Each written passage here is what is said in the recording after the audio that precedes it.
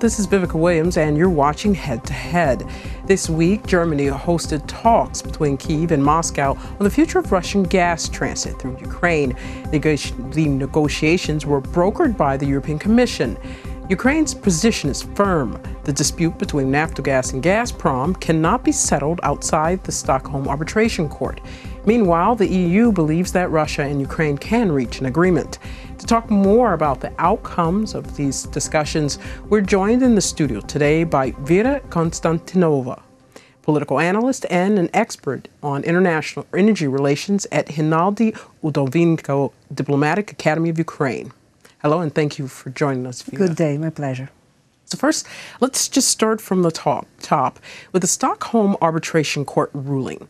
They obliged Gazprom to pay Ukraine a little under $5 billion for gas this take-or-pay scheme that they had years ago. Now we have the Berlin talks, and this, Ukraine is saying there's nothing acceptable outside of the Stockholm arbitration. So who do these new talks benefit? According to the Stockholm final award, arbitration award, we should understand that Gazprom should pay to Ukraine $4 and $7 billion. Right. Yeah, and it consists of two payments. One payment is dedicated to the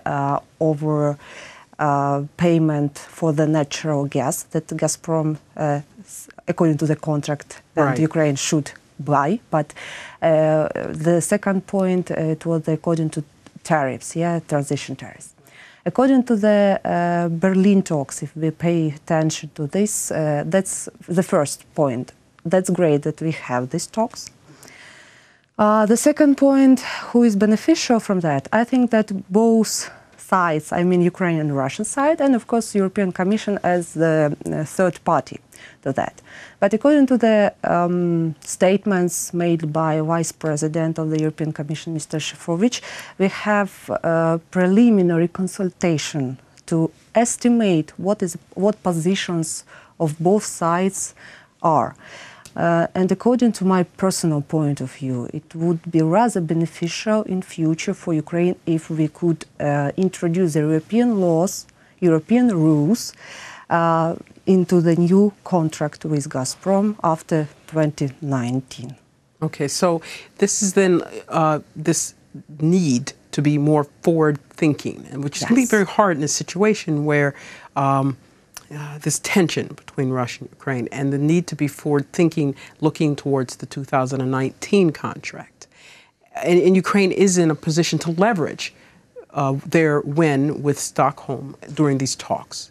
To be honest, the gas story between Ukraine and Russia, it's a long-term story. We have gas wars. 2009, when things were cut off, yes. And even much more early in 2006, 2008. We have so many tensions dedicated to gas because it's so political sensitive area. Absolutely. And as you probably know, many experts said that Russia uses energy as a political tool of influence. Absolutely. Many European experts even said that there are so many political risks, security risks in these talks, in these negotiations, and of course in the context of ongoing building of Nord Stream 2. Right. Of course, there are so many aspects that should be discussed in this regards, but according to the Berlin talks, it's only the beginning of the process. We should understand it.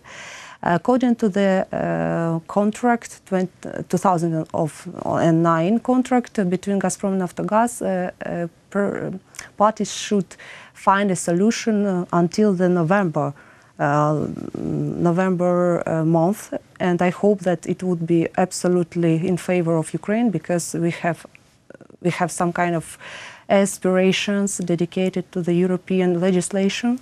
And according to the processes within the energy complex of Ukraine that conducted the last few years, every energy expert should recognize that Ukraine has made significant progress in reforming. It has, yes. That's why Ukraine and Ukrainian gas transmission system is a reliable system, and it should be taken into account. Yeah, absolutely. They have, I earlier worked in gas, was the first thing I did when I came to Ukraine, and seeing in 2010 the state of the gas transit system, the level of corruption, the level of siphoning of gas, it has changed tremendously and become very reliable. And so this is definitely a selling point that Ukraine has. But then when we see, so where do you see Ukraine's game plan should be in this? As we said, they should have the upper hand in here, and how can they leverage that? You know, we should be absolutely optimistic because we should understand that Ukrainian transmission route is one of the most important for energy security of the European Union. At the same time, taking into account the situation with the volumes of the natural gas supplies, according to the estimation of, as you probably know, in May this year, Sberbank Investment Research was linked into the public sphere, and then we could see that according to the Gazprom estimation, they transmitted through Ukraine over 93 billion cubic meters. Thus, it's a significant amount because according to the estimation of experts, Europe consumed at least 140 billion cubic meters per year, and Ukraine ensured the significant amount of that. We have, from the Gazprom side, we have 4 pipelines: Yamal, Soyuz, Brotherhood, and the Nord Stream 1 that delivered Russian gas to Europe. Thus, we understand that according to the estimations, Ukraine should ensure the amount of gas that would be appropriate and that would be commercially appropriate for Ukrainian national interests. But, you know, I'm not rather optimistic regarding the position of Gazprom because they try to postpone the arbitration decision. They try to maintain the position that Gazprom and Ukraine should deal with the gas issue bilateral, not without any third party. Right. That's for us always been. Yes, that's an issue. Ukraine, yeah, and Ukraine has always been on the losing side. Yes. When it's only Ukraine and Gazprom and Naftogaz negotiating. The situation have changed according to the latest negotiations, consultation in Berlin, because right now the European Commission stood on our side. And it's absolutely true that the most acceptable decision for both interested parties, concerned parties, should be the introduction of European rules. It would be the best variant for everyone, but we would see that Gazprom is not happy about that. Well, absolutely. But I would think that it's becoming a situation, from what we're seeing, that the introduction of European rules is maybe something that Gazprom eventually is going to have to swallow. And it looks like it's going to also play, the Berlin talks seem to play a very important role when it comes to maybe even setting a precedence for Nord Stream 2 and the rules under which this needs to be followed as well. That's great that you have remembered the Nord Stream 1 and Nord Stream context, because when the Berlin talks started, Nord Stream 1 was stopped for the works dedicated to the restoration processes of this pipeline. We should understand that according to the technical aspects of Ukrainian gas transmission system, if we compare with the Nord Stream 2, Nord Stream 1, there is no, you should understand. They are 100% politically motivated projects. There's no economic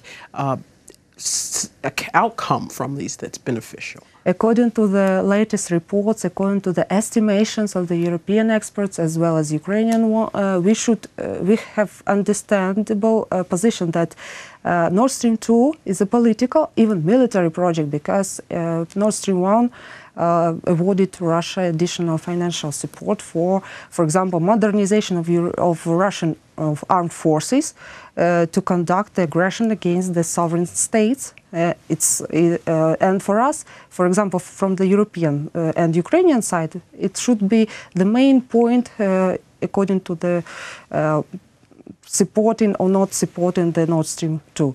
But at the same time, according to technical characteristics of the Ukrainian gas transmission system, we should understand that we are so flexible that we could maintain transmission and we could maintain gas transportation without any additional support except one, financial for modernization activities. That's it.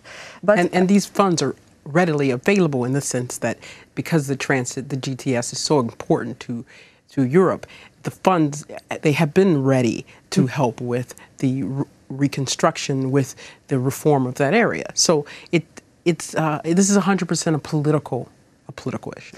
I would agree, and of course, I have heard other thoughts from the European companies that they try to explain that it's a commercial project because of the interest of key particular states.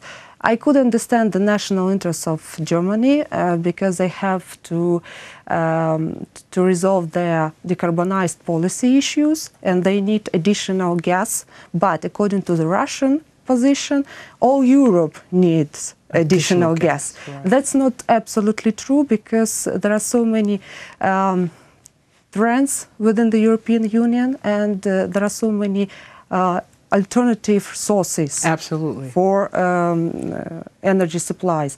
But at the same time, bear in mind energy union and the main idea, diversification of energy resources, routes and suppliers. Absolutely. This is the key issue within the energy security of the whole Europe, not only of Ukraine. Ukraine is the key of energy security for, of course, for Central European states and the whole Europe and the European Union as the organization. Well, diversification is the main point of the third package. Absolutely true. That Ukraine have obliged to implement into the legislation. And over Russia's side with Nord Stream 2, with Nord Stream 2, they've avoided that having to deal with meeting the third package requirements. And there was a period when it was believed that the project would not be able to go ahead because they weren't breaking apart supply and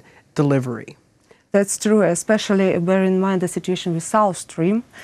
And according to the developments, we saw that this project absolutely out of logic of the European Energy Union, and of course it would damage the energy security of Europe. But at the same time, Nord Stream 2 is also, so many aspects within this case, and we should be optimistic, in the context of Ukraine, that Ukrainian transmission route is the most important part of the American national interest within the European continent, some European states, for our partners within the Europe.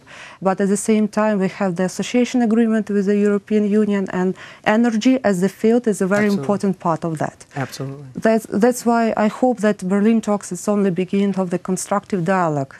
But the dialogue where Ukraine and the EU stands on the one side, and Russian Federation stands on the other side. That's only that's the unique opportunity to negotiate the future of the European Union and the future of Ukraine within the European society. Absolutely. Thank you so much for bringing this insight to us. And this does seem that this is a unique moment and one that's taken a long time to get to, where Ukraine has a strong partner in which to stand and protect its interest, as well as Europe's interest, against Russia's domination in this field. Thank you so much.